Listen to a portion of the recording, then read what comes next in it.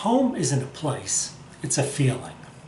It's sometimes hard to see how fortunate you are when you are growing up. We grew up in peaceful communities with parks and good schools. It isn't until you're on your own and grown up do you see how hard it is to provide what we got. My parents came to D.C. nearly penniless in the 1950s, but through hard work prospered. My dad talks about some of his real estate wheeling and dealing in this video, but what he didn't mention was all the hard work and long hours they put in to make this all happen. I hope you enjoy listening to my parents as they talk about their first years in D.C. I had agreed and accepted to arrive August 15th down in Washington, accepting a job at the U.S. Patent Office. Well, we had no money. My father took me down to the bank and he co-signed a $250 loan. But just remember, that's $250 in 1957, which is quite a bit more than now. We loaded up the car that my father had given us for our wedding present. It was now 58 years old Pontiac. I liked the car. We loaded it up with all of our furniture, if you'll call it, pots, pans, because for a solid year we'd lived in an apartment in Amherst, and for a month in Brookline. And so the trunk was just jammed, and we took off, came down the Jersey Turnpike, and pow, we had a flat tire. Well, I had to unpack the entire trunk, all the dishes and pots and pans. Got the spare tire out, which was in so-so condition, got it on, had to reload. This is, mind you, in the summer and it's hot. Right. And we arrived on the outskirts of Washington, and we hadn't made reservations for a place to stay. And we started driving into the city, and my gas gauge was a little low. I says, well, there'll be gas stations down in the city. Turns out, no, there weren't gas stations down in the city. And we got all the way through. I went by the Commerce Building, kept going on Constitution Avenue. We ended up down at the edge of Rock Creek Park, and my gas gauge was now reading empty and no gas stations open or even visible. And rather than crossing the river, which I probably should have done, I started driving up Rock Creek Parkway, not knowing it was not commercial. And we kept going and going, and we get all the way out what it turns out to be Rockville. And I finally found a gas station there, and nearby was a motel, which right next to it was a bowling alley, which all night long you could hear, not all night long, but till about midnight, the bowling balls coming, crashing down the lanes, and pins being going all over the place. And the next morning I drove, and I don't know where I parked or what, and took my first job at the first day at the patent office. And there were a lot of adventures along the way. The first thing they said to us, we know a lot of you may be short in cash, that the credit union, if you open an account for $5, they'll give you $50 on a loan. So we all quickly charged down to the credit union, and got our extra, in effect, $45, net 45. But we were still out there at the motel in Rockville. It must have been expensive. Yeah, and we were told we were expected to wear suits. Of course, I didn't have a suit. It was summer.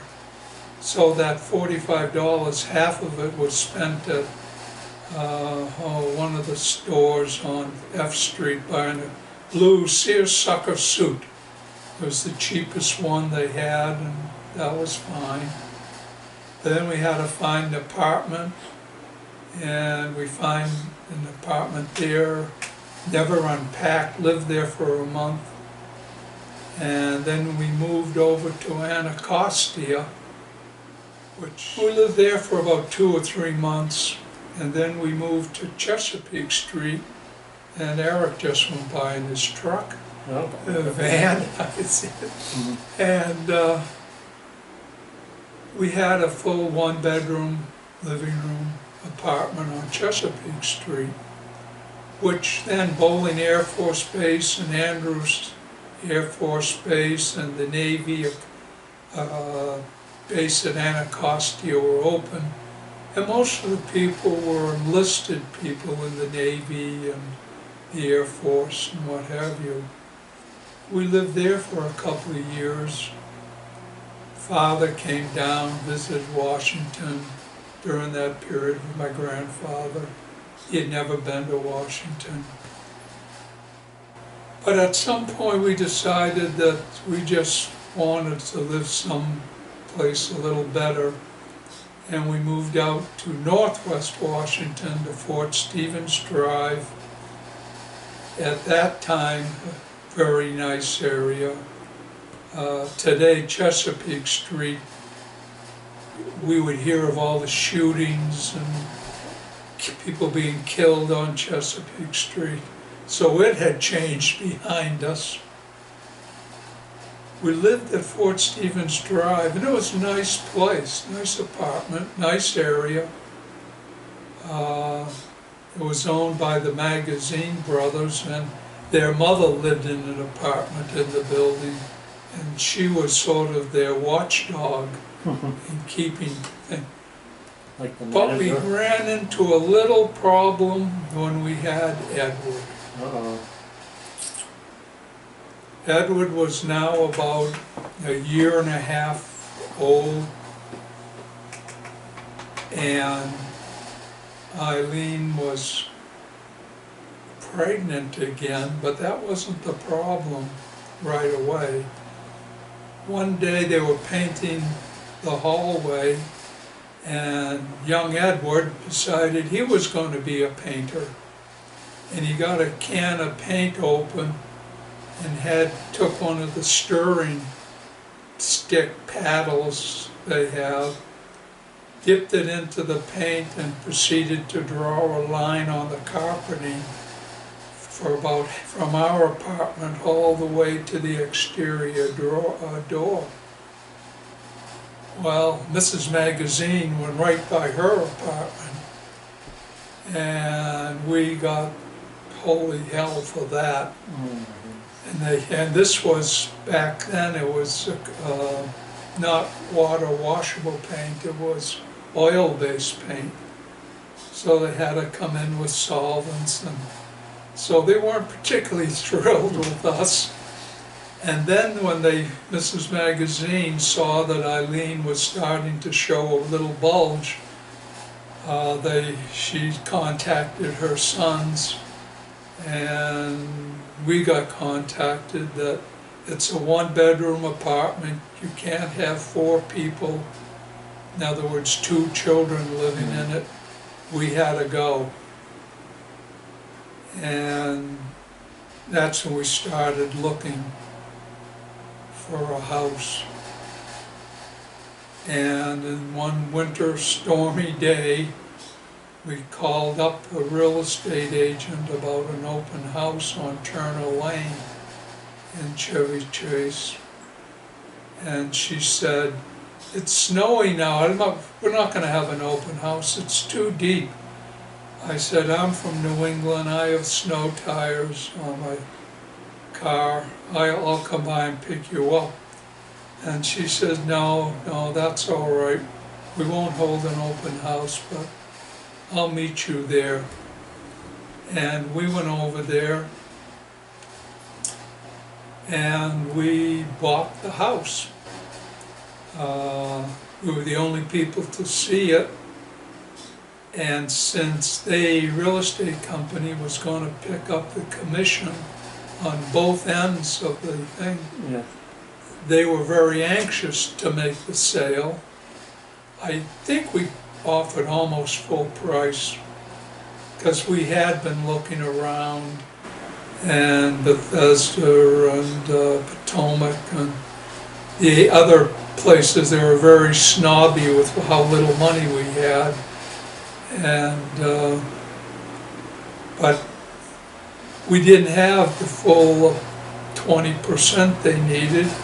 But since they were going to get the full commission, and right away only one cost of an ad, the real estate company took back the difference, which amounted to actually about 6%. We had some money of the price. So they give their full commission? Well, they got 6% commission, 3% for the selling, Yeah, and 3% for the buyer. right. And that was before the days when, now, when there's the buyers usually are represented by another company, Yeah. anyway, it's more complicated now to have a buyer and a selling agent being the same. Back then it wasn't that complicated. In any event, they took the loan and immediately flipped it to an investor they knew in Kenwood. But we ended up with our first house in Chevy Chase. And later, the only person I knew in the patent office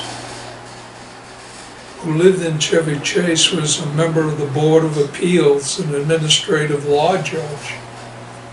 All the other people I knew lived in Prince George's County, where the rates were lower, or in Alexandria, or some parts of Arlington, which back then were low income, most of it was low income housing.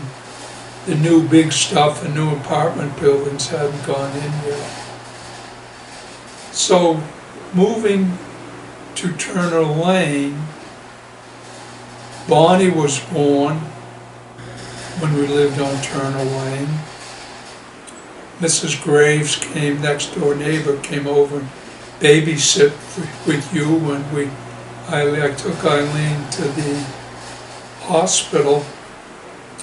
And back then, if you arrived at the hospital before midnight, you were charged a full day. And we didn't know what our insurance coverage fully was going to be. But back then, they only did about 80%. Well, Mom went into labor about 10:30. We drove down to the hospital, got down there in the district about 11:30, and I said, "What are your labor pains?" She says, "Well, it's not too bad right now." I says, "Well, let's wait a little bit outside." Oh my goodness. And we sat outside till 1 minute after 12, and we went to the hospital. Money was tight back then. Oh yeah, that's Remember, with you, Edward, Mom paid for you. She paid for you in the hospital bills that weren't covered by insurance. Mom had accumulated annual leave and actually stayed beyond her due date. You were a couple of weeks late. So she had all this accumulated annual leave that she didn't need for you to go into labor. In other words, if she had gone into heavy labor a couple of weeks early, she would have had to take annual leave because they didn't have maternity leave back then. And all that accumulated annual leave she had, we used that cash to pay for your hospital bills. Now with Bonnie, Mom wasn't working, so I had to pay for Bonnie's hospital bills. Oh, back then we were GS5. I hadn't gotten. I think we had to be there 2 years. I guess I was a 7. I got to be would be 7, grade 7, but it still wasn't a heck of a lot of money. And we had moved into that apartment on Fort Stevens Drive, which was back then a nice apartment. And we just bought the house. We had to buy extra furniture, so things were pretty financially tight when Bonnie was born. Well, you and Bonnie were born on Turner Lane. Growing up, you and Bonnie especially loved being down at the park at the end of Turner Lane. And we didn't appreciate years later when we moved, we thought, to a better location here on Maple Avenue where we live now, that Bonnie said, I wish we hadn't moved because I enjoyed that park so much with all the kids that came I down had a lot of there. fun in the little park, yes. Because there was swings and slides, And the great sledding. and there the was a sled hill. baseball field, which later became important because when Edward and Johnny and Eric were into Cub Scouts, which is something I encouraged. In fact, at one point I was a den mother. I think it was for starting with Johnny. But the Cub Scout pack was quite large, quite active, and had a softball league. Every den was a team. And there were about 6 dens, I think. And they had a semi-professional pro umpire that would umpire the games. And so that park became a very center of the kids growing up. There was a hill there in which you could slide down it when it snowed. We had snow back then. There was plenty of just activity, and it was considered a safe place. The kids would run out the door, go 3 houses down, and we're at the park. So it was. Yeah, I remember I'd go there a lot by myself, and we had the little creek. Yeah, I mean, there was a single court tennis court up And there, a basketball court. and a basketball court. So it's even nicer now. They brought much nicer playground equipment in there. But back then, it was very nice. Do you remember how much the house in Turner Lane cost? Do you remember how much the house in Turner Lane cost when you moved in? $19,500. Wow. And we sold it 4 years later for $26,500. We put it on the market at $27,500. We sold it at $26,000, which doesn't sound like a big appreciation, but actually, after real estate commission, we ended up with about $5,000, $6,000 in cash. When we bought this house, we paid $34,500. They had wanted $36,000. It turns out the house had been on the market quite a while, and the people were actually packing up their things and moving to a townhouse down at Chevy Chase Lake. And it also turns out that while the company was sold by Beers Company, the people that lived here were the Beers, the owner Right. of the real estate company. Well, here again, we come in with a crazy real estate deal. I didn't have the 20% money. I had the other house, paying the mortgage there.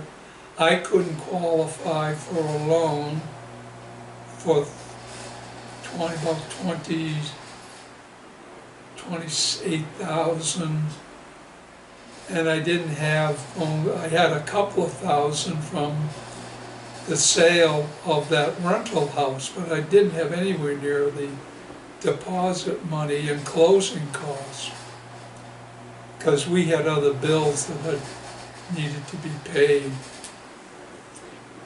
Well, here again, the real estate company says, John Beer says, I will take a mortgage out for 28,000, 26,000, whatever the amount was. And you can assume it right away. And I will take back the second mortgage for the house. It'll make up for the 20% the bank Yeah, required. Yeah. And it was, I think, I had I forget what I had exactly, but it wasn't enough. We ended up with a $10,000 second mortgage. And he immediately flips it Yeah. to an investor. So here I'm buying a house, not going to the bank I'm assuming someone's loan, and a broker is taking back the second mortgage.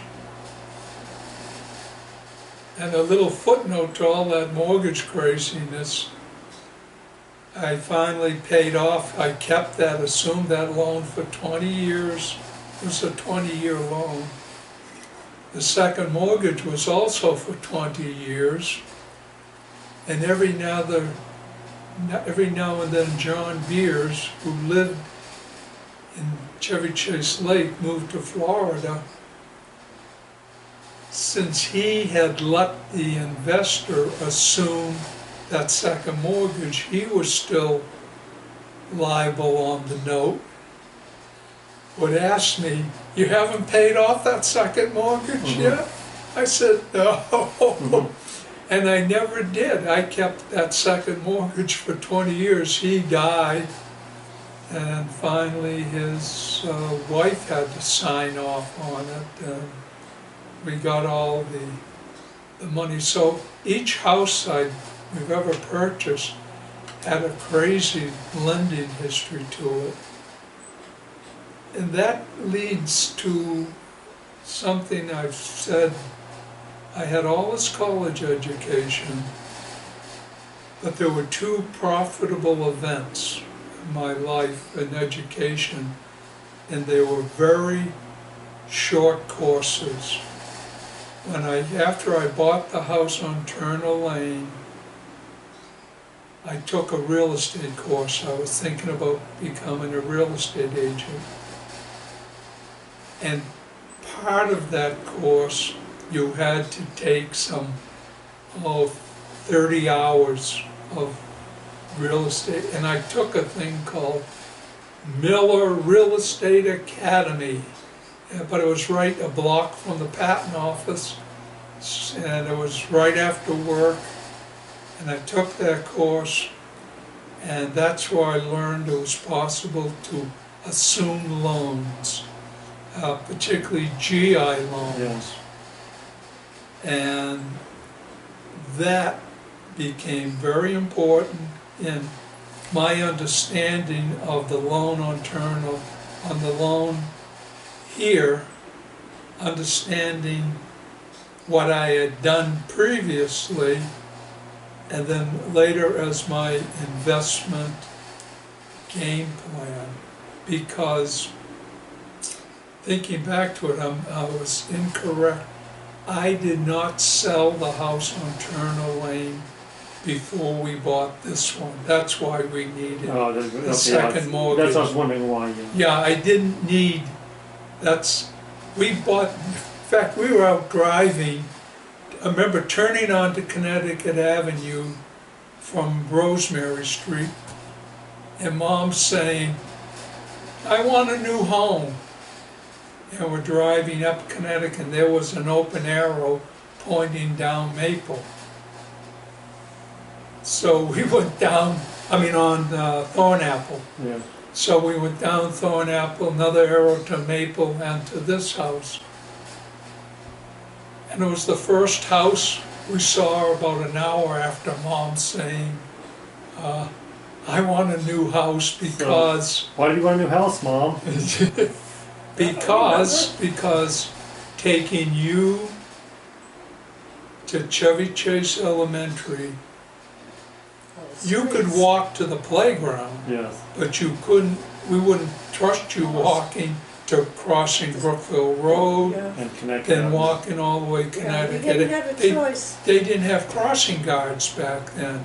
We had Taking no you to choice. class, then coming back, then in the afternoon, going, walking, because she didn't drive then, walking to, and that was about half a mile away, maybe a little more, to pick you up and bring you back.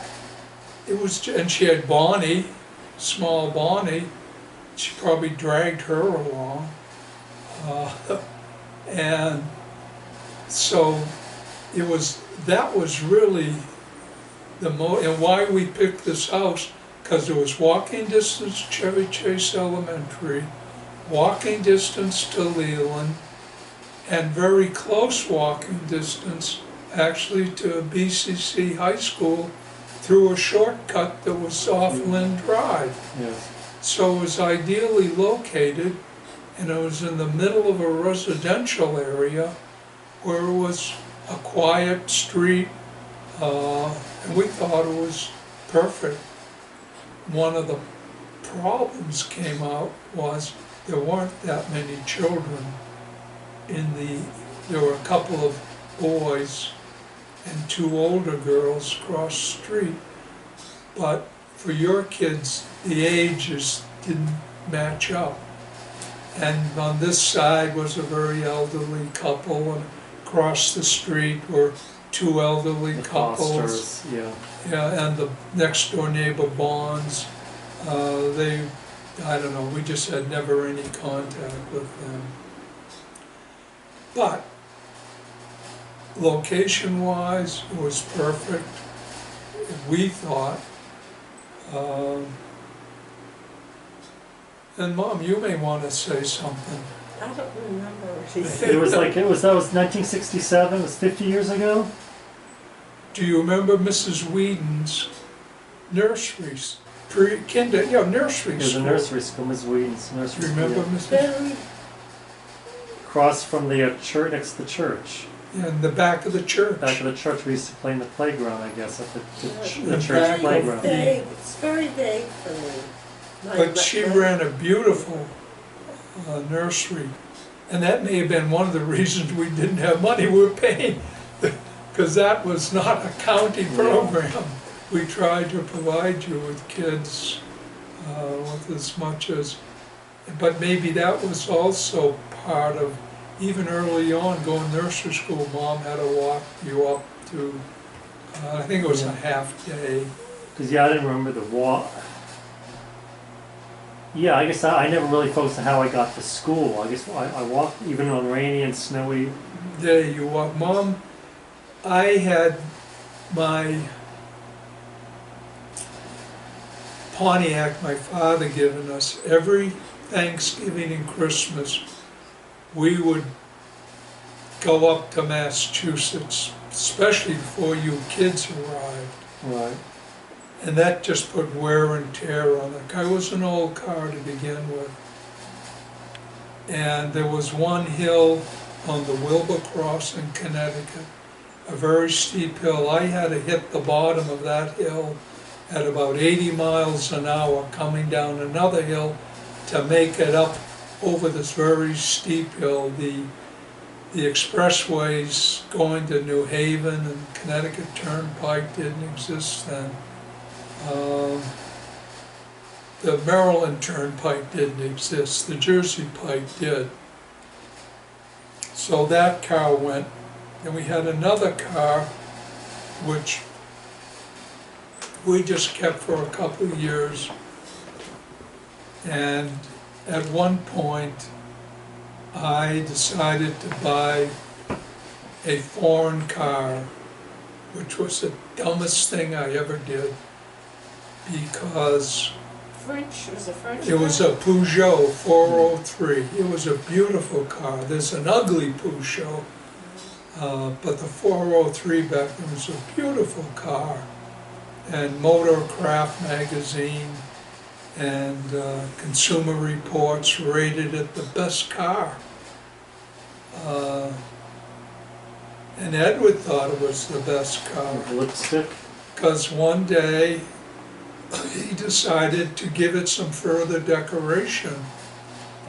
And it had vinyl lining upholstery. And he had gotten his hands on one of Mom's lipstick containers, and he proceeded to do a lot of drawings all over the roof of the car, the side. This is the inside yeah. vinyl upholstery. Getting lipstick off. Lipstick is designed to stay on, not to be taken off. And it turned out to be a real challenge. But we finally got it off. But we didn't realize that was Edward's first artistic I was going to be nervous. event. He wanted to draw. Yeah. He wanted to paint. I guess the paint should have been The pain is the the first little- carpeting. Yeah. Should have told us he wanted to paint.